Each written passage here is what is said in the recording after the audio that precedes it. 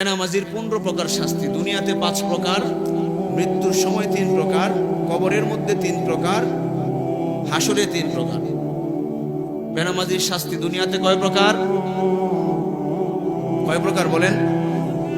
1 নম্বর, বেনামাজির জিন্দেগির বরকত কারিয়ে নেওয়া হবে।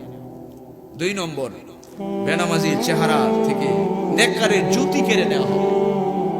3 নম্বর, বেনামাজি কোনো আমল আল্লাহর দরবারে কবুল হবে না। 4 নম্বর, বেনামাজির কোনো দোয়া আল্লাহর কাছে আসমানে উঠবে না। 5 নম্বর, কোনো নেককার মানুষও যদি বেনামাজির জন্য দোয়া করে তার ফলও সে পাবে না। মৃত্যুর সময় 3 প্রকারের শাস্তি। বেনামাজি বেইজ্জতের সাথে মৃত্যুবরণ করবে, ক্ষুধার্ত অবস্থায় মৃত্যুবরণ করবে, তৃষ্ণার্ত অবস্থায় মৃত্যুবরণ করবে। অনেকে এমন আছে কিন্তু মৃত্যুর সময় দেখবেন একটা কমলা লেবু চিপে মুখে দিচ্ছেন, তাও গিলতে পারে না, ফেলে দেয়, বের হয়ে যায়। এমন দৃশ্য চোখে পড়ে কিনা বলেন? মুখে দিচ্ছেন কিন্তু খেতে পারে না। বেনামাজির শাস্তি মৃত্যুর সময় 3 প্রকার।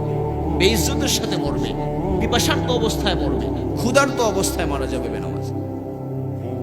কবরের মধ্যে 3 প্রকারের শাস্তি। কবরে রাখার পরে বেনামাজিকে দুপাশ থেকে এত জোরে চাপ মারবে যে ডান পাজরের হাড়গুলো বাম পাজরের সাথে মিলে যাবে। বেনামাজির কবরে আগুন জ্বালিয়ে দেওয়া হবে 2 নম্বর। 3 নম্বর, বেনামাজির কবরের মধ্যে এমন এক সাপ, বিষাক্ত সাপ ছেড়ে দেওয়া হবে। হাদিস শরীফের মধ্যে আসছে যে সাপের চক্ষুগুলো হবে আগুনের মতো, সাপের নখগুলো হবে লোহার, গর্জন হবে বজ্রের মতো। ওই সাপ ফজরের সময় দংশন করতে থাকবে, বলতে থাকবে ফজরের সালাত পড়ো নাই তো আমার রবের নির্দেশ ফজর থেকে জোহর পর্যন্ত তোকে দংশন করব। জোহরের নামাজ পড়ো নাই তো জোহর থেকে আসর পর্যন্ত তোমাকে দংশন করব। আসর পড়ো নাই, আসর থেকে মাগরিব, মাগরিব পড়ো নাই, মাগরিব থেকে এশা, এশার নামাজ পড়ো নাই, এশা থেকে ফজর পর্যন্ত তোমাকে দংশন করতে থাকবো। আমার রবের নির্দেশ, এভাবেই মুআমালা চলতে থাকবে তোমার সাথে কিয়ামত পর্যন্ত। বলেন না নাউজুবিল্লাহ। হাসরের ময়দানে 3 প্রকারের শাস্তি। বেনামাজের হিসাব কঠিন হবে, নাম্বার 1। 2 নম্বর, বেনামাজের উপরে আল্লাহ নারাজ থাকবেন, আল্লাহর গোসা থাকবে বেনামাজের উপরে। 3 নম্বর, বেনামাজি জাহান্নামে যাবে।